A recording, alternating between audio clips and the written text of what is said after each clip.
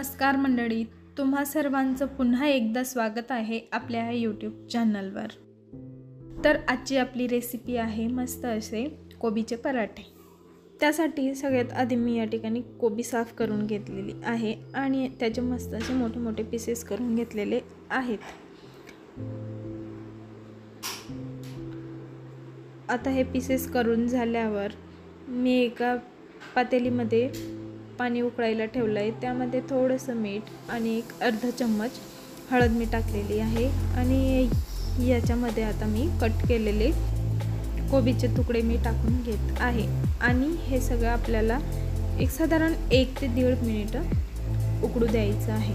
आता हे उकळेस्तोवर आता आपण साईडला मस्त पराठ्यांसाठी लागणारा मसाला तयार करून घेऊया। त्यासाठी मी या ठिकाणी 1 चम्मच बडीशोप, एक 5 ते 7 काळी मिरी, 3 ते 4 हिरव्या मिरच्या आणि थोडंसं मीठ टाकून हे मिक्सरमध्ये बारीक करून घेत आहे। हे बारीक करून झाल्यावर आता आपण जो कोबी उकळून घेतलेला आहे त्याला मस्त असं किसणीने बारीक किसून घेत आहे। आता हे किसून झाल्यावर यातलं सगळं पाणी आपल्याला काढून घ्यायचं आहे। तर मी या ठिकाणी एक कापड घेत आहे, तो एका बाउलमध्ये ठेवून त्यामध्ये मी हा किसलेला कोबी टाकून घेत आहे आणि हा टाकून झाल्यावर मस्त असं त्याला थोडंसं प्रेस करून मी या ठिकाणी कोबीमधलं सगळं पाणी काढून घेत आहे।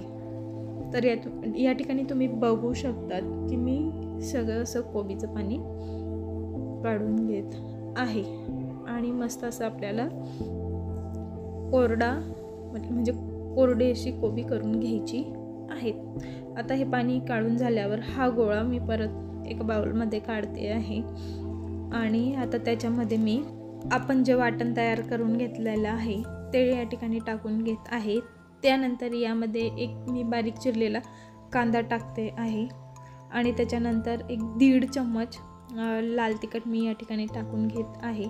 त्यानंतर या ठिकाणी मी 1 चम्मच जिरेपूड टाकते आणि 1 चम्मच चाट मसाल्याच्या जागेवर तुम्ही आमचूर पावडर देखील यूज करू शकता आणि यामध्ये थोडंसं मी चिमूटभर हिंग आणि कोथिंबीर, बारीक चिरलेला कोथिंबीर मी यामध्ये टाकून घेत आहे आणि हे सगळं मिश्रण मी एकजीव करून घेत आहे। आता आपलं मिश्रण रेडी आहे पराठ्यांसाठी। आता दुसरीकडे आपण मस्त आता पराठा लाटून घेऊया। यासाठी मी एक कणिकचा गोळा घेतलेला आहे, त्यावर थोडीशी मी कोथिंबीर लावून घेत आहे। तुमच्याकडे असेल तर तुम्ही काळी तीळ देखील या ठिकाणी लावू शकता, म्हणजे ते दिसायला छान दिसतं। तर माझ्याकडे फक्त कोथिंबीर होती म्हणून मी वरून अशी थोडीशी कोथिंबीर लावून मी आता पराठा लाटून घेत आहे। आता ज्या साईडने मी कोथिंबीर लावली ती साईड उलट्या साईडने टाकायची आणि या मधल्या साईडने आपण पराठ्याचं मिश्रण भरून घेऊया आणि तुम्हाला जसं वाटेल म्हणजे गोलही तुम्ही पराठा लाटू शकता। मला हा शेप आवडतो म्हणून मी मस्त अशा त्रिकोणी शेपमध्ये हा पराठा लाटून घेतलेला आहे आणि या ठिकाणी माझा पराठा तयार आहे। आता थोडंसं मी वरून पण याला लाटून घेणार आहे आणि हा पराठा माझा तयार आहे। आता आपण मस्त पराठा शेकून घेऊया।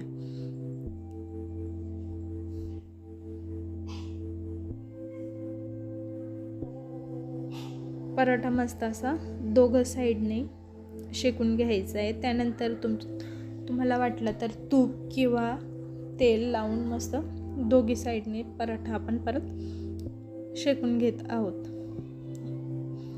आणि जसे हे पराठे दिसायला सुंदर तसेच खायलाही अप्रतिम चव आहे।